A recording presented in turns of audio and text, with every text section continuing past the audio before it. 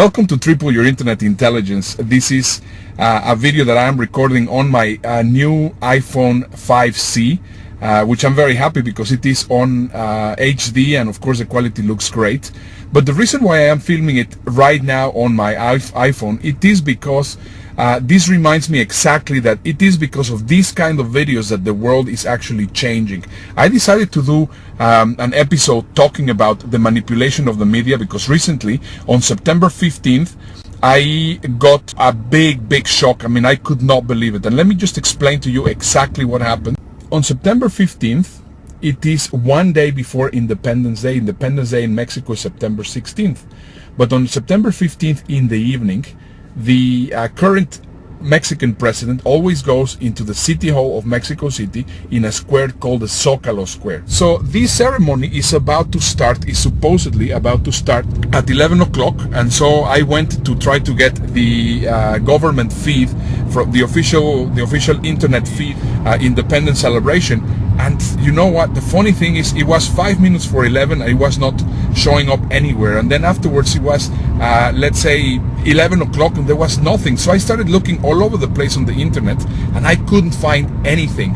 So suddenly, I mean, strange enough, this celebration, this streaming of the celebration started 15 minutes late, which I thought it was very strange. The funny thing is, they actually were using footage from last year, and they were, I mean, the riots and the things that were going on were absolutely crazy.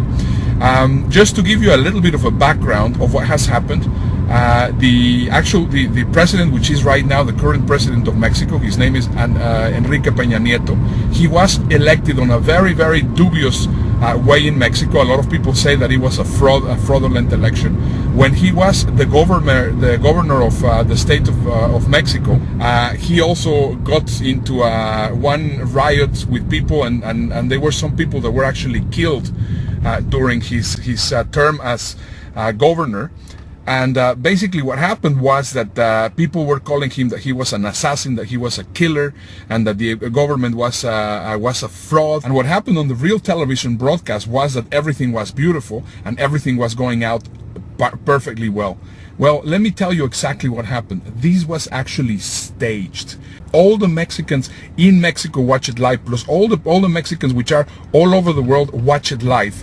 And this is basically exactly what happens like in the film Wag the Dog.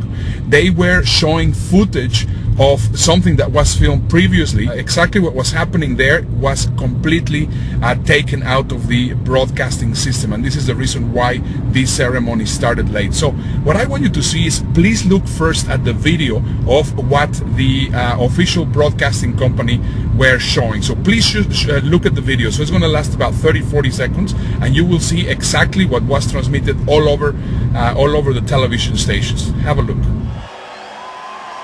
Mexicanos, vivan los héroes que nos dieron patria y libertad.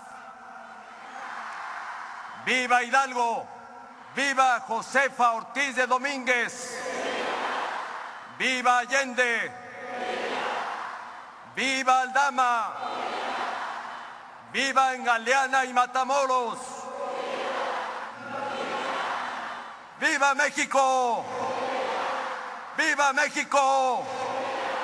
¡Viva México! Okay, so now you have seen exactly what happened at that very moment, right? You saw exactly what happened when everybody saw it, and of course everybody thought, well, you know, this is perfectly fine, and everything was normal. Did you notice that the people that were there cheering for him, the two times that they appear, they are exactly the same people? Alright, so let me show you video number 2, and this video was filmed with a telephone, and you will see exactly what is going on in the Zócalo. Have a look.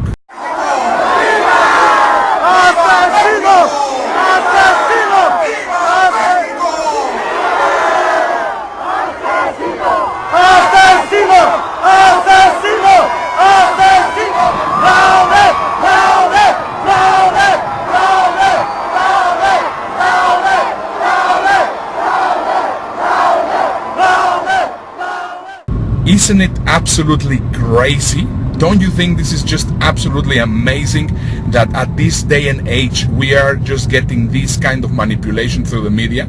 It's just absolutely terrible, don't you think?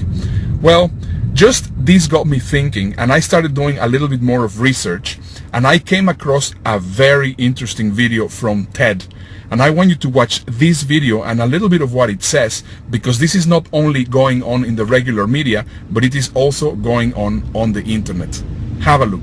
A squirrel dying in your front yard may be more relevant to your interests right now than people dying in Africa.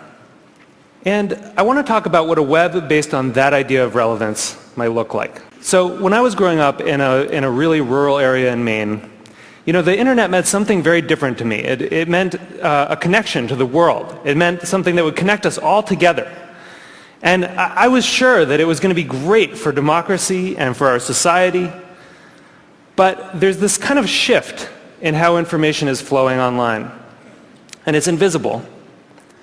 And if we don't pay attention to it, it could be a real problem. So I first noticed this in a place I spend a lot of time, my Facebook page.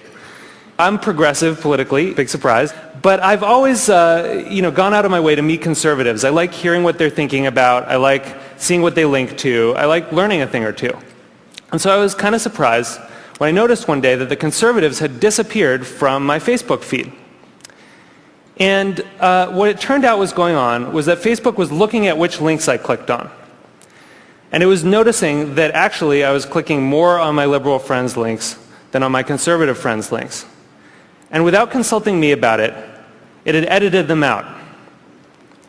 They disappeared. So Facebook isn't the only place that's doing this kind of invisible algorithmic editing of the web.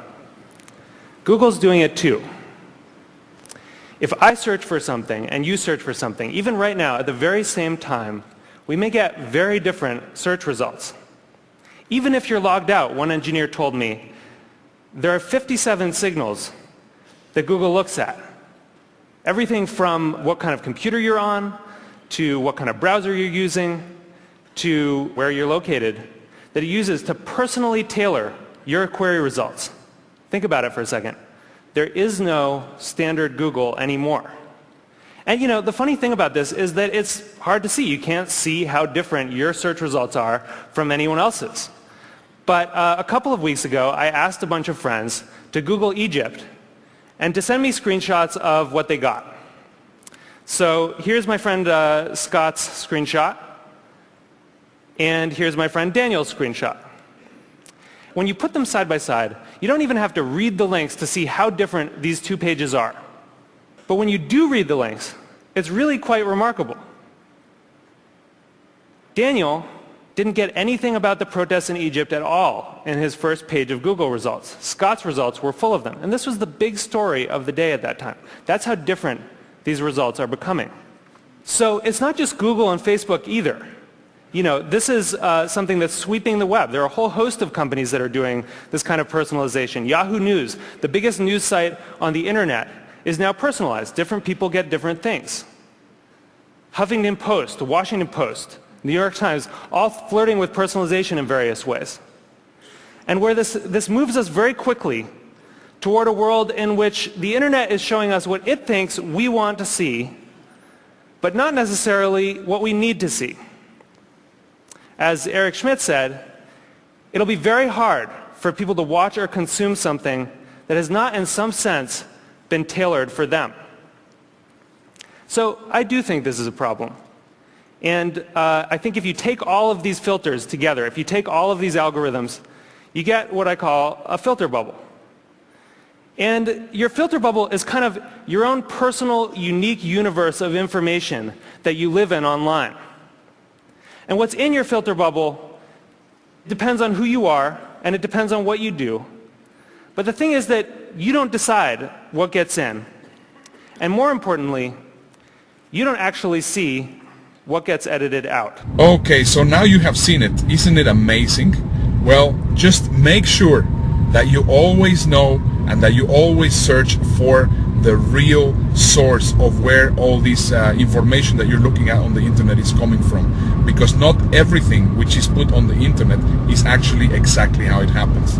So I hope that you have enjoyed this section, and now it's time that we go with my friend James Reynolds and his SEO fantastic tips.